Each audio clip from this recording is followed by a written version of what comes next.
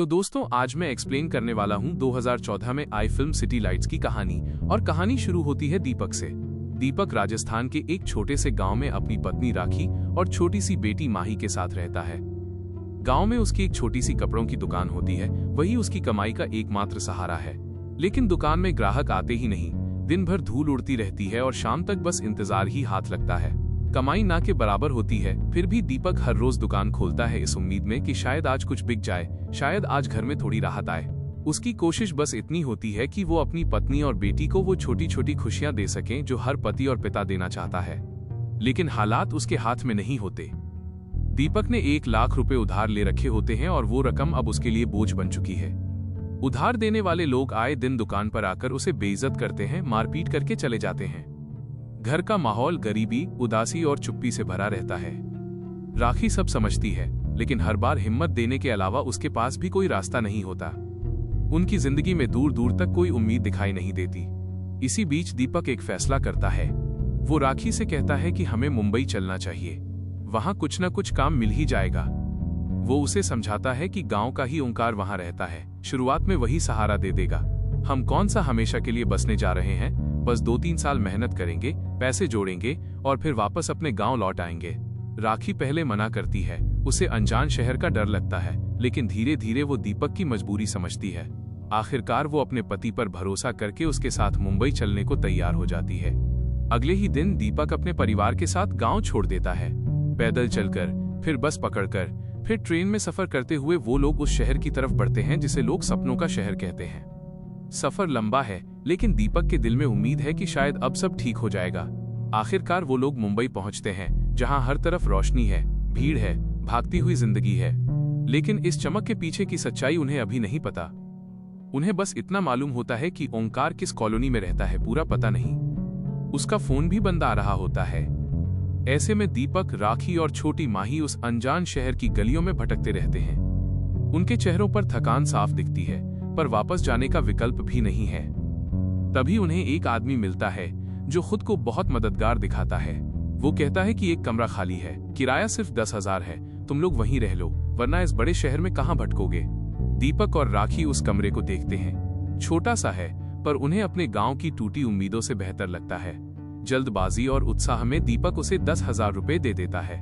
वो आदमी पैसे लेकर चला जाता है और कहता है कि नीचे एक दुकान है, वहीं से चाबी और कागज मिल जाएंगे। दीपक को सब ठीक लग रहा होता है। उसे लगता है कि चलो शुरुआत तो हो गई। थोड़ी देर बाद वो नीचे चाबी लेने जाता है, लेकिन जहां दुकान होने की बात कही गई थी, वहां कोई दुकान होती ही नहीं। आसपास पूछने पर भी किसी को कुछ पता नहीं होता। उस पल दीपक को समझ में आता है कि उनके साथ धोखा हो चुका है। उधर ऊपर कमरे में राखी झाड़ू लगा रही होती है। उसके चेहरे पर हल्की सी थकान है, लेकिन साथ में एक उम्मीद भी, क्योंकि वो सोच रही होती है कि अब यही उनका नया घर है। और उसे अभी तक ये नहीं पता कि जिस शहर से वो सहारा लेने आए थे, उसी शहर ने उनका पहला कदम ही डगमगा दिया है। तभी उस कमरे में कुछ पेंट करने वाले लोग आ जाते हैं। वो राखी को देखकर समझ लेते हैं कि शायद ये काम वाली बाई है और उससे बाहर जाने को कहते हैं ताकि वो अपना काम शुरू कर सकें। राखी हैरान होकर उन्हें बताती है कि अभी अभी उन्होंने 10,000 रुपए देकर ये घर लिया है। पेंटरों को बात अजीब लगती है। वो अपने मालिक को फोन करके पूछते हैं। उधर से साफ जवाब आता है कि ये कमरा किसी को किराए पर दिया ही नहीं गया। उस पल सच्चाई सामने आ जाती है कि जिस आदमी ने मदद का नाटक किया था, वो इंसानियत का मुखौटा पहनकर उन्हें ठग गया। दीपक और राखी बस एक दूसरे को देखते रह जाते हैं। जो थोड़े बहुत पैसे थे वो भी चले गए और अब सिर छुपाने की जगह भी नहीं रही। दीपक हिम्मत करके पुलिस स्टेशन जाता है, लेकिन उसके पास उस ठग के बारे में कोई सही जानकारी नहीं होती। पुलिस वाला भी उसकी बात में खास दिलचस्पी नहीं दिखाता। मोबाइल में गेम खेलते खेलते बस आधा अधूरा सुनता है। ऐसे मामलों में अक्सर शिकायत दर्ज भी हो जाए तो कार्रवाई कम ही होती है। दीपक को धीरे धीरे समझ आने लगता है कि यहाँ न्याय भी आसान नहीं है। उसी पुलिस स्टेशन में राखी की मुलाकात एक लड़की से होती है जो डांस बार में काम करती है। वो लड़की उनके चेहरे की परेशानी पढ़ लेती है। इधर दीपक, राखी और छोटी माही पूरे दिन सड़कों पर भटकते रहते हैं। न खाने का ठिकाना, न रहने की जगह। शाम तक थक कर वो लोग फुटपाथ पर बैठ जाते हैं। एक पूरा दिन ऐसे ही गुजर जाता है जैसे किसी ने उनकी उम्मीदों पर ब्रेक लगा दिया हो। अगले दिन वही डांस बार वाली लड़की फिर मिलती है। वो उनकी हालत सुनकर उन्हें एक कंस्ट्रक्शन साइट पर अस्थायी रहने की जगह दिलवा देती है। जगह ठीक नहीं है, चारों तरफ अधूरा निर्माण, धूल और शोर, लेकिन कम से कम सिर छुपाने की जगह तो है। जब वो गांव से निकले थे तो सपनों से भरे हुए थे, सोच रहे थे मुंबई आएंगे, मेहनत करेंगे और पैसे कमाएंगे। लेकिन आते ही इतना बड़ा झटका लगा कि अब जो भी मिल रहा है उसी में एडजस्ट करना उनकी मजबूरी बन जाती है। अगले दिन दीपक काम की तलाश में निकलता है। पूरे शहर में भटकते भटकते उसकी चप्पल घिस जाती है, पर ढंग का काम नहीं मिलता। शाम तक थककर वो वापस लौटता है। कहीं से जुगाड़ करके वो 3 पाव ले आता है। वही उनका नाश्ता है, वही खाना और वही रात का सहारा। हालात इतने तंग हो चुके हैं कि छोटी सी चीज भी बड़ी लगने लगती है। उधर डांस बार वाली लड़की राखी को सलाह देती है कि जब तक दीपक को काम नहीं मिलता तब तक वो खुद कुछ कर ले। वो समझाती है कि जहां वो काम करती है वहां बस लोगों को चखना और शराब सर्व करनी होती है, बस ध्यान रखना कि किसी के साथ बाहर मत जाना। मजबूरी इंसान से वो फैसले करवा देती है जो उसने कभी सोचे भी नहीं होते। राखी हिम्मत जुटाकर डांस बार पहुंचती है। मालिक उसे ऊपर से नीचे तक देखता है, उसका दुपट्टा हटवाकर उसके शरीर को परखता है, फिर कहता है कि यहाँ डांस भी करना होगा। राखी को पहले पता नहीं था कि बात यहाँ तक जाएगी, लेकिन घर की हालत उसके सामने खड़ी होती है। वो मन मारकर सब सह लेती है। रात को जब दीपक वापस आता है तो चुपचाप लेट जाता है। उसके पास बताने को कुछ नहीं, देने को कुछ नहीं। राखी भी चुप रहती है। दोनों की आंखों में आंसू होते हैं, पर कोई किसी से कुछ कह नहीं पाता। उनका दर्द अलग नहीं है, दोनों का दर्द एक ही है, इसलिए शब्द भी बेकार लगते हैं। अगली सुबह जब दीपक फिर काम ढूंढने निकल रहा होता है, राखी उसे कुछ पैसे देती है और कहती है कि भूख लगे तो कुछ खा लेना। दीपक रुक जाता है, पूछता है ये पैसे कहाँ से आए। राखी हिम्मत करके सच बता देती है कि वो क्या काम करने जा रही है। ये सुनकर दीपक टूट जाता है।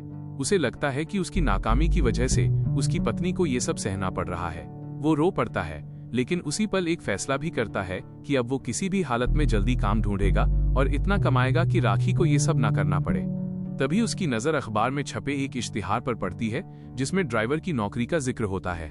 बिना देर किए वो उस पते पर पहुंच जाता है, क्योंकि अब उसके पास रुकने का विकल्प नहीं, सिर्फ आगे बढ़ने की मजबूरी है।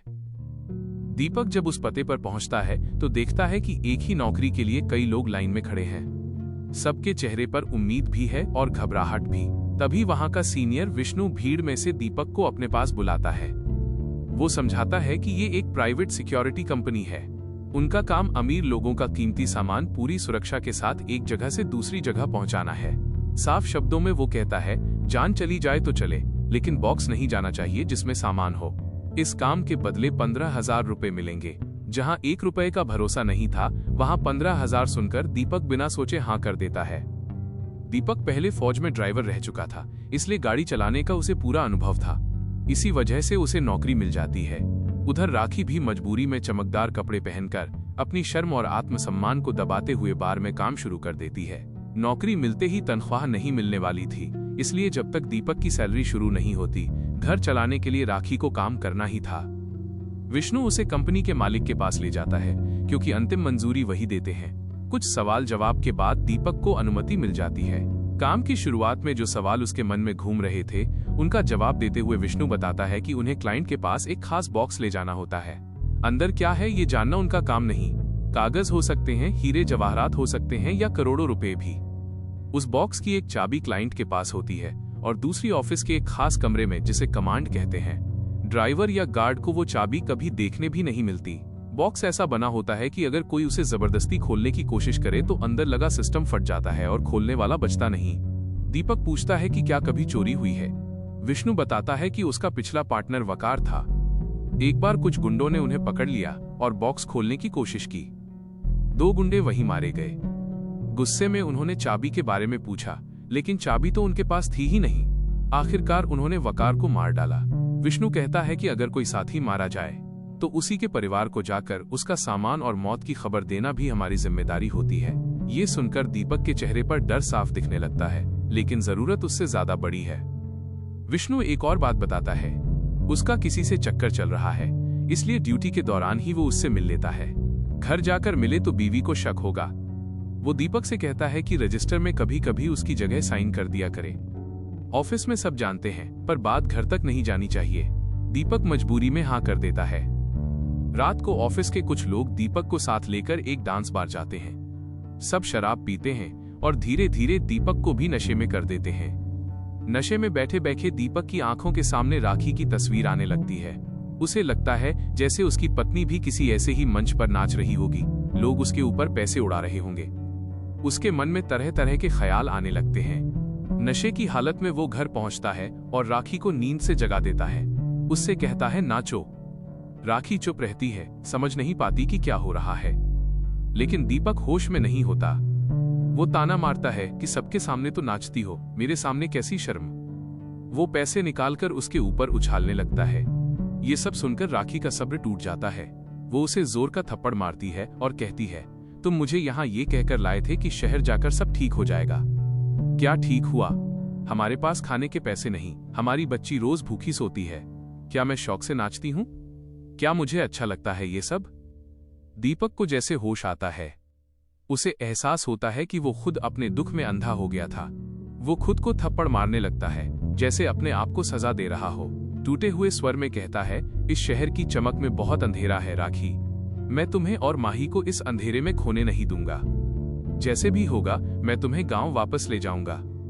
उसकी आवाज में पहली बार डर से ज्यादा पछतावा और जिम्मेदारी सुनाई देती है। अगले दिन दोनों एक बड़े क्लाइंट के यहाँ बॉक्स पहुंचाने जाते हैं। वो आदमी कोई आम इंसान नहीं होता, रुतबा साफ दिखता है उसके अंदाज में। जाते समय वो दीपक को टिप देने के नाम पर नोट हाथ में लेकर खिलवाड़ करने लगता है, जैसे पैसे देकर एहसान कर रहा हो। विष्णु तुरंत बीच में बोलता है और इशारे से दीपक को मना कर देता है कि टिप मत लो, बस बॉक्स लेकर चलो। ये बात क्लाइंट को चुभ जाती है। उसे लगता है उसकी बेइज्जती कर दी गई। वो गुस्से में उन्हें वापस बुलाता है और कहता है कि तुम लोगों ने मेरा सामान चुराया है, तलाशी लो इनकी। तलाशी के बहाने उनके कपड़े तक उतरवा दिए जाते हैं, सिर्फ इसलिए ताकि उन्हें सबके सामने छोटा दिखाया जा सके। दीपक के लिए ये पल बहुत भारी होता है, लेकिन वो चुप रहता है क्योंकि नौकरी उससे भी ज्यादा जरूरी है। विष्णु अंदर ही अंदर जल रहा होता है। बाहर आकर वो कड़वे अंदाज में कहता है, मन तो करता है सबको ठोककर बॉक्स लेकर भाग जाएं। दीपक समझता है शायद वो मजाक कर रहा है, पूछ भी लेता है। पहले तो विष्णु गंभीर दिखता है, फिर हंसकर कह देता है कि मजाक था। लेकिन दीपक के मन में ऐसे ख्याल आए ही नहीं थे। वो अभी भी सीधी राह पर चलना चाहता है। रात में विष्णु उसे एक घर दिखाता है। कहता है कि जिस लड़की से उसका चक्कर था उसके लिए ये घर लिया था। उसे होटल में मिलना पसंद नहीं था, इसलिए ये इंतजाम किया था, लेकिन अब वो लड़की उसे छोड़कर चली गई। विष्णु कहता है कि तुम चाहो तो अपने परिवार के साथ यहाँ रह सकते हो। दीपक हिचकता है, कहता है किराया देने की हैसियत नहीं है। विष्णु हंसकर कहता है, मकान मालिक तो मैं ही हूँ, आराम से रहो, पैसे धीरे धीरे देते रहना। दीपक को लगता है जैसे अंधेरे में थोड़ी रोशनी मिल गई। नौकरी भी है, अब घर भी मिल गया। राखी भी राहत की सांस लेती है और कहती है कि पहली तनख्वाह मिलते ही वो बार का काम छोड़ देगी। लेकिन कहानी यहीं से मोड़ लेती है। एक दिन विष्णु दीपक से कहता है कि वकार की जो कहानी उसने सुनाई थी वो पूरी सच्ची नहीं थी। असल में जब गुंडों ने हमला किया था तो वकार मारा गया, लेकिन विष्णु ने बाद में 2 गुंडों को मार गिराया। एक भाग निकला। वहां 2 बॉक्स थे, एक फट चुका था, दूसरा बचा रह गया। वही बॉक्स विष्णु अपने पास ले आया था। अब वो दीपक से कहता है कि वो बॉक्स अभी भी उसके पास है और उसमें शायद करोड़ों का माल है। उसे खोलने के लिए कमांड रूम की चाबी चाहिए और वो चाबी दीपक को चुराकर लानी होगी। दीपक साफ मना कर देता है, कहता है कि अभी नौकरी लगी है, वो चोरी नहीं करेगा। विष्णु उसकी मजबूरी पर वार करता है, कहता है अपनी बीवी को डांस बार में नाचने देना गलत नहीं और यहाँ थोड़ी सी चोरी गलत लग रही है। वो याद दिलाता है कि नौकरी उसने दिलाई, घर उसने दिलाया, कंपनी में जो कागज जमा है वो भी आधे झूठे हैं और वो बॉक्स इसी घर में रखा है जहां दीपक रह रहा है। अगर मामला खुला तो फंसेगा सिर्फ दीपक। अब साफ हो जाता है कि अब तक विष्णु जो कुछ कर रहा था सब एक प्लान था। वो बार बार दीपक को ये एहसास दिलाता रहा कि हम गरीब हैं, अमीर लोग हमारा फायदा उठाते हैं, हमारी जिंदगी बेकार है, ताकि धीरे धीरे दीपक के मन में लालच और गुस्सा भर जाए। लेकिन दीपक अपने उसूलों से नहीं डिगा। जब बात घुमा फिराकर नहीं बनी तो विष्णु ने सीधा दबाव बना दिया। दीपक फिर से जाल में फंस चुका था। अब उसके पास कोई रास्ता नहीं बचा था। विष्णु पूरा प्लान समझाता है। उसके आदमी कंपनी से एक बॉक्स चोरी करेंगे। चोरी के बाद जांच होगी और दोनों को कमांड रूम में बुलाया जाएगा। सीनियर होने के कारण पहले विष्णु अंदर जाएगा। तब तक दीपक के पास करीब 15 मिनट होंगे। उसे लॉकर रूम में जाकर चाबी के निशान को साबुन पर छाप लेना है। बस इतना करना है।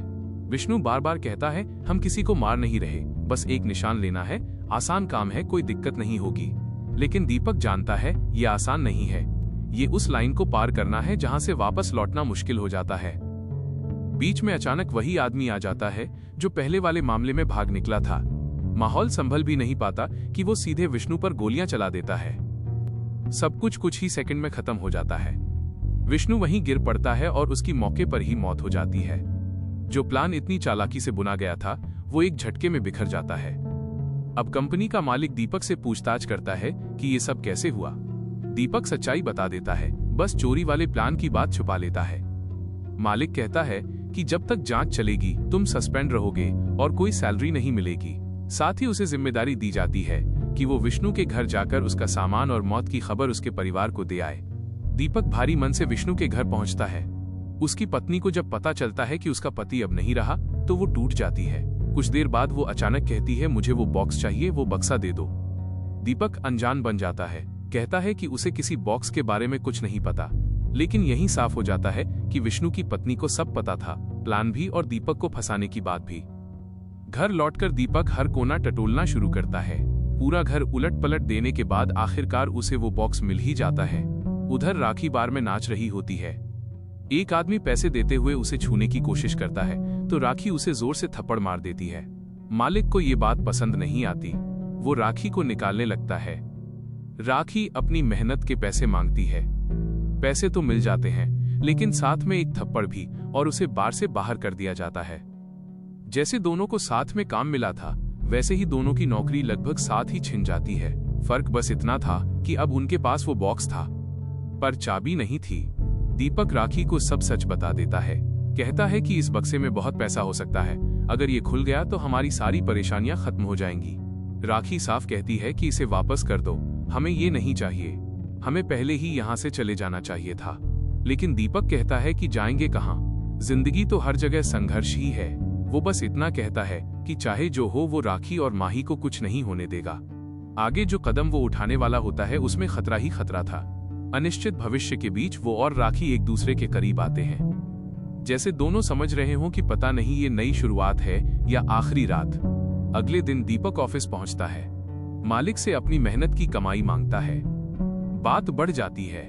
गुस्से और हताशा में दीपक एक गार्ड की बंदूक छीन लेता है और मालिक को पकड़कर लॉकर रूम की तरफ ले जाता है। वो चाबी निकालने की कोशिश करता है लेकिन तभी एक गार्ड उसकी टांग में गोली मार देता है। घायल होने के बावजूद वो भागने की कोशिश करता है पर बाकी गार्ड उसे घेर लेते हैं और गोलियों से भून देते हैं। जिस चाबी के लिए उसने अपनी जान दांव पर लगा दी वो दरअसल उस बॉक्स की थी जो पहले ही क्लाइंट के पास था। मालिक को भी समझ नहीं आता कि वो इतना गलत अंदाजा कैसे लगा बैठा। आखिर में नियम के मुताबिक दीपक का सारा सामान और उसकी मौत की खबर राखी तक पहुंचा दी जाती है। अब उसके हाथ में न वो बॉक्स मायने रखता है न शहर की चमक, बस एक सच्चाई बचती है। इस शहर की रोशनी के पीछे जो अंधेरा था उसने सब कुछ निगल लिया। राखी को जब दीपक का सामान दिया जाता है तो उसमें एक खुलने वाला लॉकेट मिलता है। उस लॉकेट के अंदर दुर्गा माता की छोटी सी तस्वीर लगी होती है।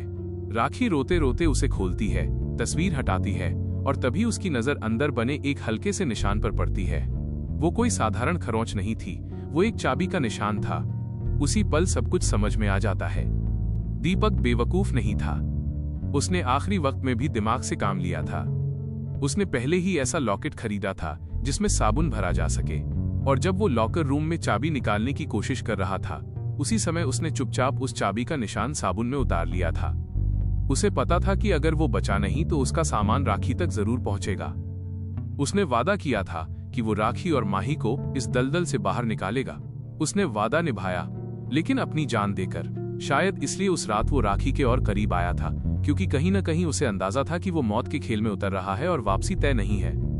अब हम देखते हैं कि राखी माही को लेकर वापस अपने गांव पहुंच जाती है। वो नकली चाबी बनवाती है और उस बॉक्स को खोल लेती है।